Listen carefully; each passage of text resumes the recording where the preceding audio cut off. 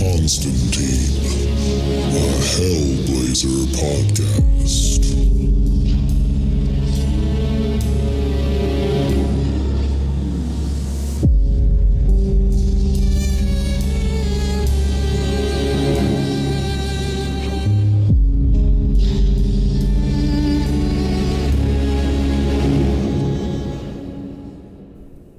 Hey everybody, and welcome back to John Constantine, the Hellblazer podcast.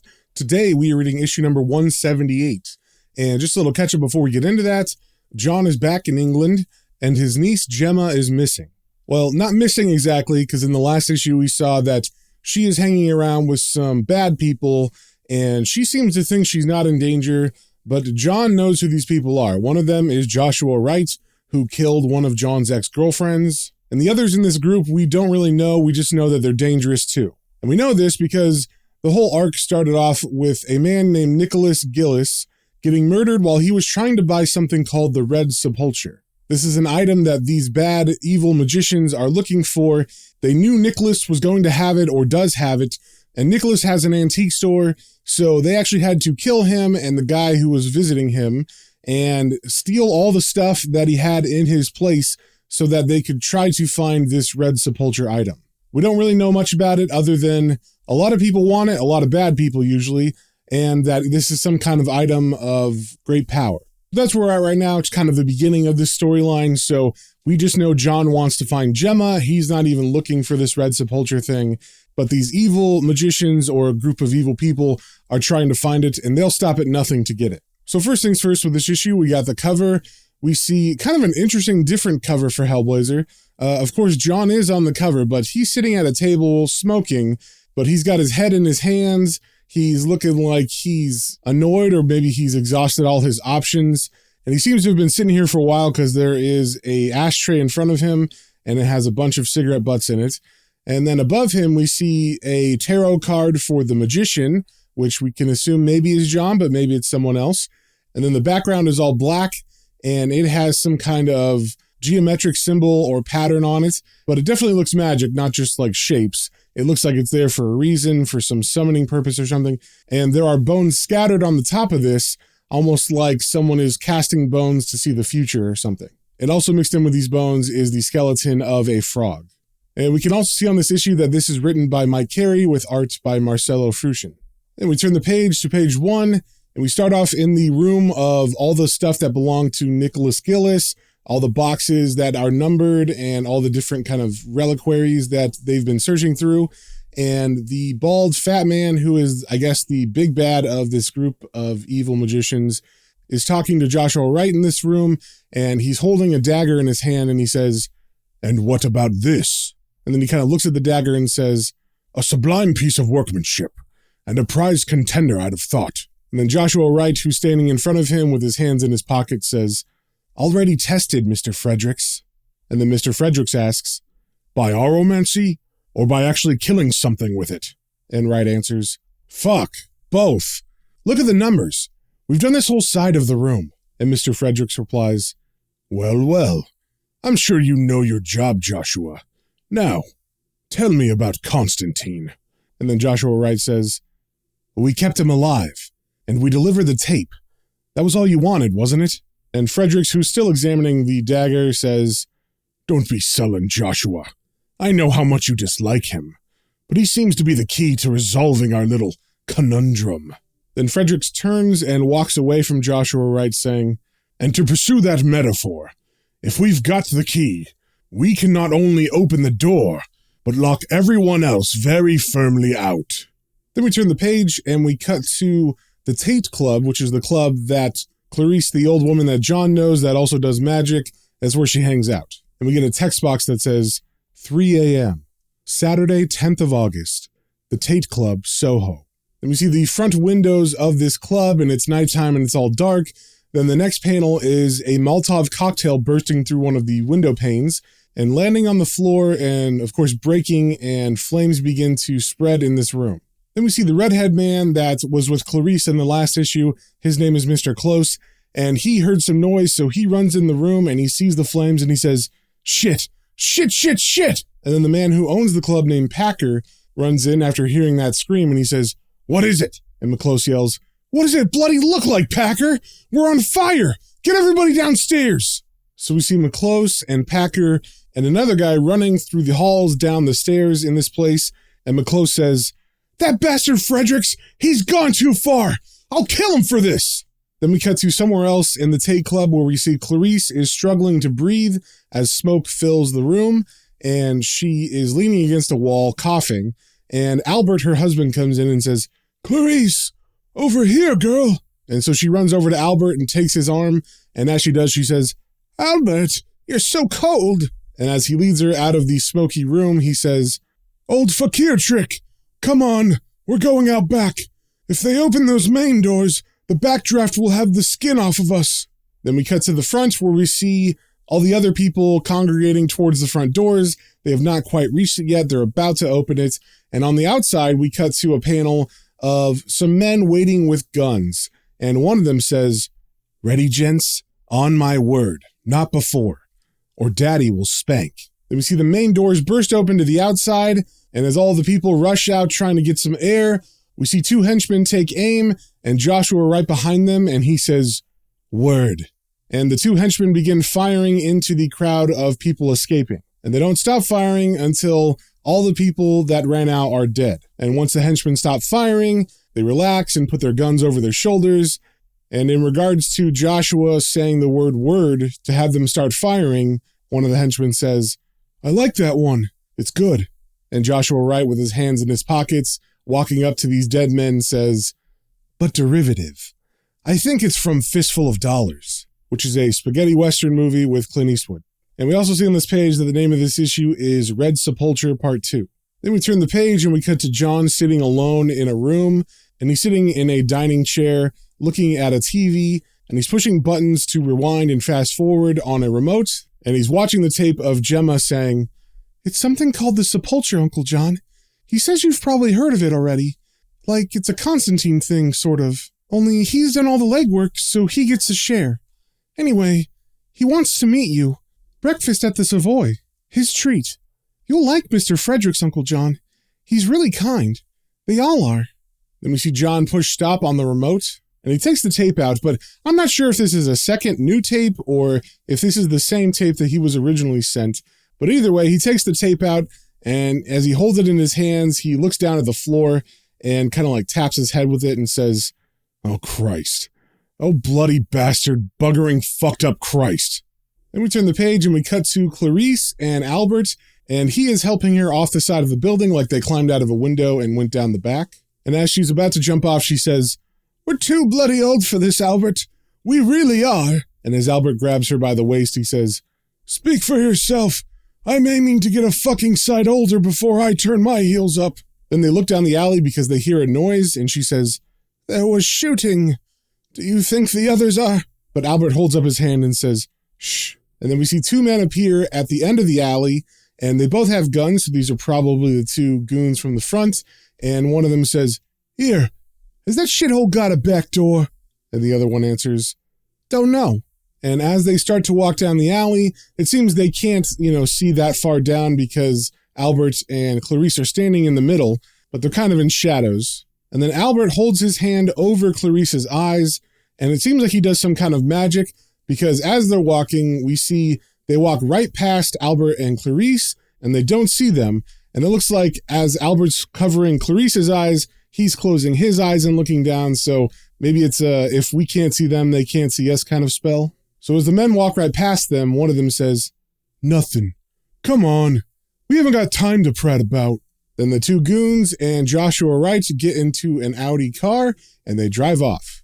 Then Albert lets go of Clarice's eyes, and as they watch the car drive away, Albert says, "Peak and Goodall. They work for Fredericks."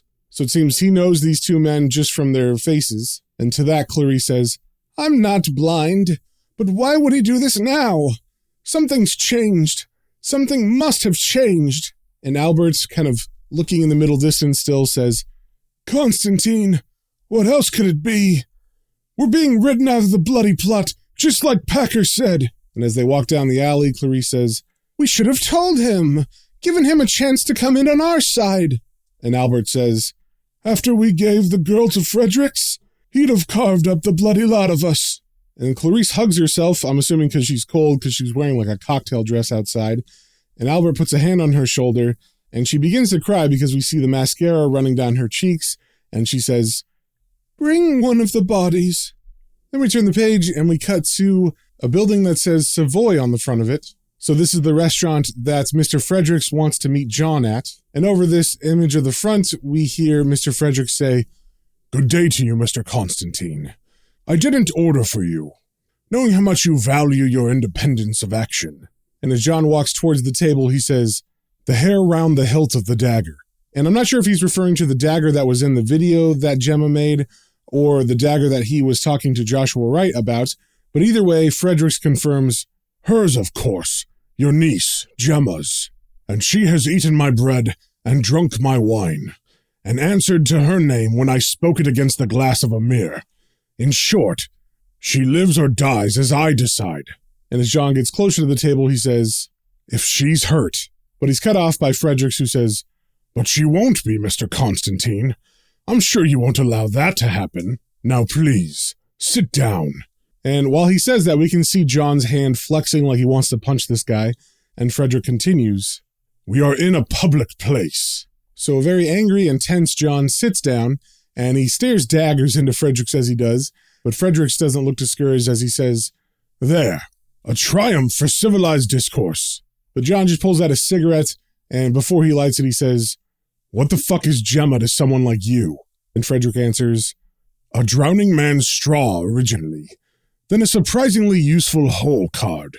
And you know nothing about the sort of man I am." Then he pulls out a cigar, and he's about to light it, and John surprises him by saying, "White Zimbabwean by the accent.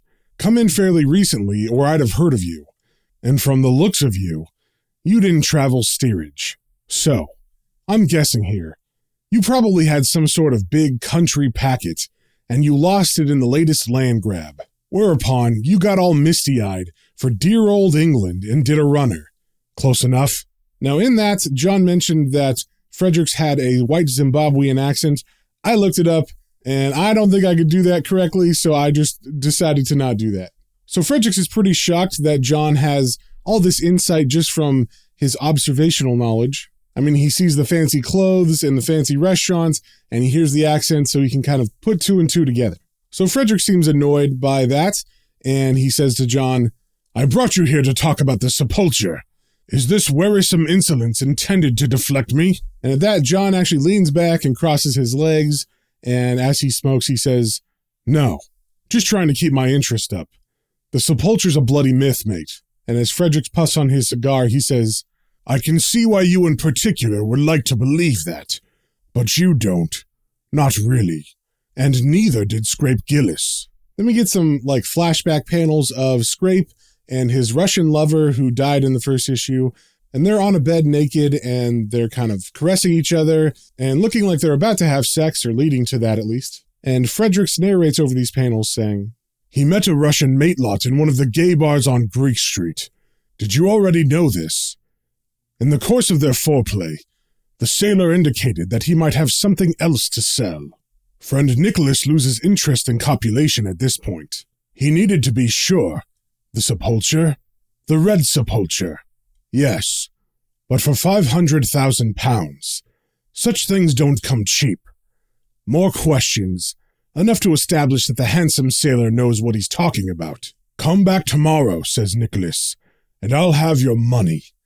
But this is where his problem lies. If this is really what it seems to be, then his fortune is made. But he is a very small operator, and 500,000 is more than he can raise. So he did the very last thing a man in his position should have done. He came to see me." Then we get another flashback panel of Nicholas and Frederick shaking hands, and over that, Frederick continues his story saying, "For a paltry outlay, he was offering a share in a once-in-a-lifetime transaction. I made polite noises and offered 1/5 of the total. From that point on, I had him followed continuously." Then we see Nicholas going to the Tate Club where he's meeting with Packer and Albert, but in the background, we see Joshua Wright peeking from behind a pillar watching their conversation, And Frederick continues telling his story, saying, "He was too busy dredging up the rest of the money from Packer and his rabble to notice. Ostensibly, we were a coalition, but behind that polite fiction, I made my own arrangements. By the time the sailor came to call, my people were all over Shepherd's Market." And from the flashback panel we see that is the street that Nicholas Gillis's shop is at. And we see some gangsters waiting in their cars out front, and they're watching the Russian knock on the front door. And as Nicholas answers, we get some more story told by Frederick saying, "In retrospect, it would have been better to wait until the transaction was concluded. But I understand Joshua's thinking. The cats were in the bag, so to speak. So they went in and staked their claim." So in this flashback, we see the Russian having fallen down dead. If you remember at the very beginning of this story arc, the Russian was like bleeding profusely from his eyes and his mouth and his ears. We don't know exactly what happened, but we can assume it was some sort of magic because the first person we see enter the house is Joshua Wright. And when I say the house, I mean Nicholas's store because he actually lives in the upper floors of this store. So as Joshua and his goons come in, we cut to a panel of them torturing Nicholas, and we see Joshua stabbing a dagger into Nicholas's left eye as he's shoving him against a stair rail. And Frederick's narration continues. "Minimal property damage. Very little noise or fuss. In many ways, a surgical operation." And then John interrupts the story saying, "Surgical? Scrape's dead, and his shop's a pile of charcoal briquettes. If I ever get a grumbling appendix, I'm fucked if I'm coming to you." And Frederick does not appreciate that insolence from John, and before John notices anything's wrong, Fredericks is able to dash across the table and stab John in the cheek with a fork. And he's doing it like just barely deep enough, so it's not really like violent, it's more of like a threat. So as he's holding the fork into John's cheek, John is sneering and we see a little drop of blood come out, and Fredericks then backs down and stabs the fork into the table and says, "You have no talent for disproportionate violence, Mr. Constantine. You should not disparage those whose gift it is. I think you should check out of your room. You can lodge with me until this is over."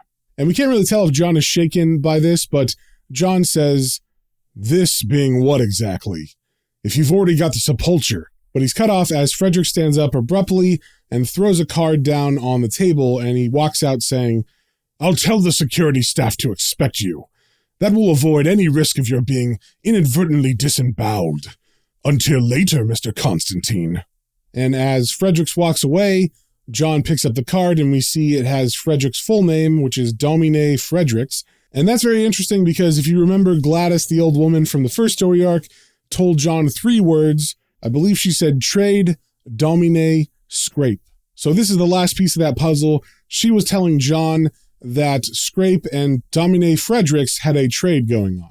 Then we turn the page and we cut to Frederick's mansion, and from the outside we hear someone say, "Now, we'll try again."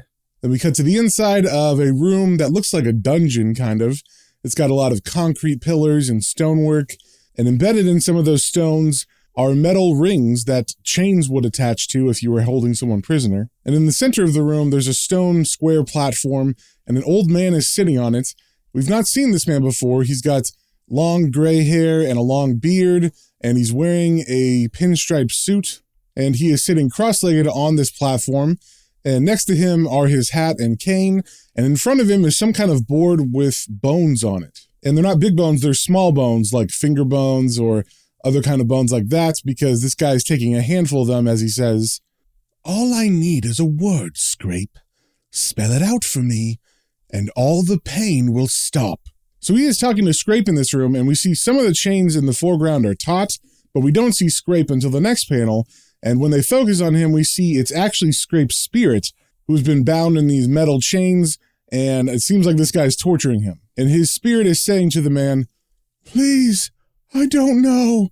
I don't even remember anymore. Honest to fucking God." And the man sitting says, "All right, you obstinate little shit. Down we go again." Then we get a panel of the bones on the board in front of him, and one of them looks like a rat skull or something, and he picks that up, and he does something to it, and all of a sudden Scrape falls through the floor, and the sitting man stands up and says, 5th circle this time. See you in half an hour. And Scrape falls to the floor and yells, No! Christ, no! And the standing man adds, Or 1,000 years from your point of view. Then from behind the standing man, we see a door open, and a man walks in, and it's Joshua Wright, and he says, Playing with the bone abagus, Gant. It'll make you go blind, you know. But Gant doesn't acknowledge the joke. He just intensely stares at the floor and says, Well, I've tried every bastard thing else. It's not easy to torture a sodding ghost.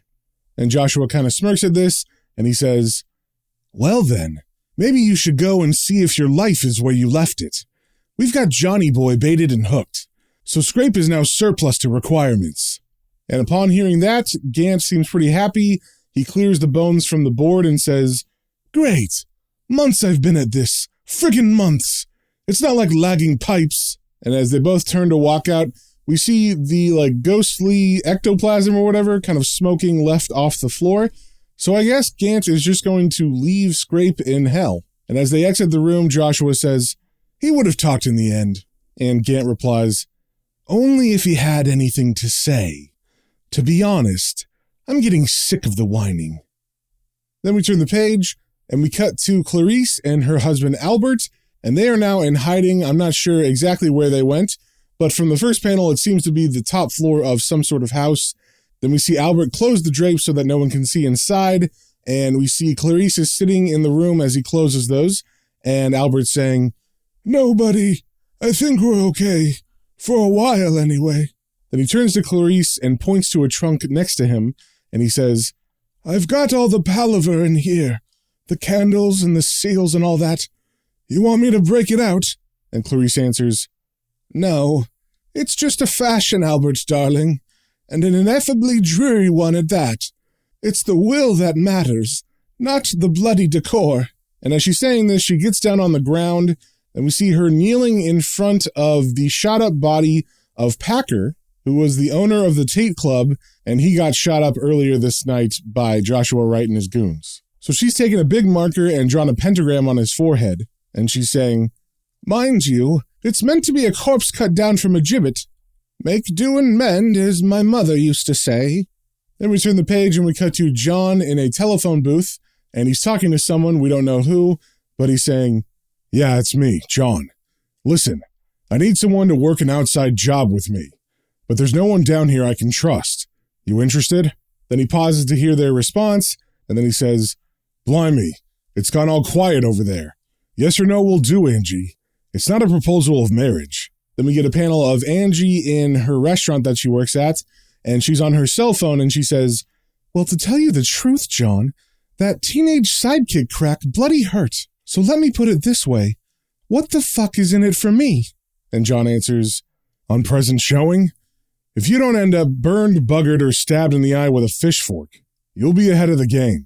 And as Angie's about to say something to that, her boss looks at her on the phone and says, Angie, there's 2 burgers and a chicken kebab going cold on the counter. And Angie says back to him, Then lend them your bloody overcoat. I'm on break. Then to John's wonderful proposal of being buggered, burned, or stabbed in the face with a fork, she says, Yeah, I think that's a no then, John. Buggery's never really been my scene. Then John replies, Never mind, love, just a thought. By the way, that bloke by the door is sneaking out without paying. Take care, Angie. Then he hangs up the phone, and on their phone there's like a little screen, and on that screen all of a sudden Map's face appears, and he says, Last warning, John Constantine. Watch the balance. If you side with Fredericks, it shifts, and you force me to act. But John doesn't say anything to Map. He just walks out of the booth and down the sidewalk and says to himself, Thanks, Map. Big words from a bloody train spotter. Then we turn the page and we cut back to the room where Clarice has done whatever magic she was going to do with Packer, and he's talking to her saying, Clarice, I'm cold. How can I be cold if everything's on fire? And Clarice, who's moved away to a chair and is kind of just curled up on it, answers him saying, Go away, Packer. You're dead, and I'm dangling your body over hell to see what bites. Then we get a couple interesting panels of Packer on the floor, and I guess the way he died screaming when he was getting shot.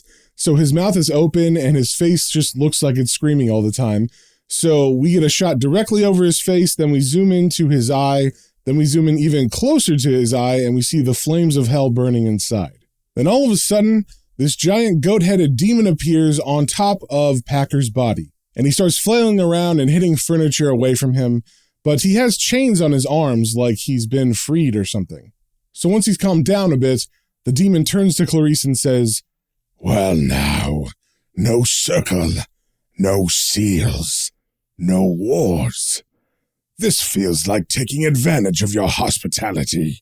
And I should say, this demon looks really gross. Like I said, he's got a goat head and a more humanoid body because he walks on 2 feet and he's got 2 arms. And then he's got a tail and he's dripping with blood and other types of goop as he said that last line. Then we turn the page and we cut to Frederick's mansion and we see the sun setting, so it's the end of the day. And we hear from the outside someone saying, "Is your mate deaf or stupid?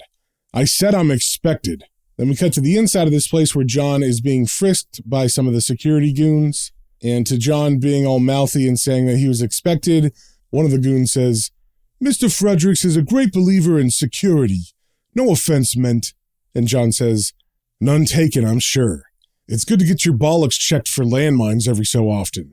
And John is holding some sort of bag in his hand, and the man who's patting him down says, "Open the bag." And John says, "Piss off." And the guard gets very angry at that, and he says, "Open the bag, fuckwit, or I'll put..." But he's cut off as someone at the top of the stairs says, "Goodall, this man is our guest. Indulge him and pamper him." And Goodall replies, "I'd rather stick my fist through him." And the man at the top of the stairs says, "Yeah, well, maybe later." And we see John staring at this man from the bottom of the stairs now, and he says, "Josh Wright."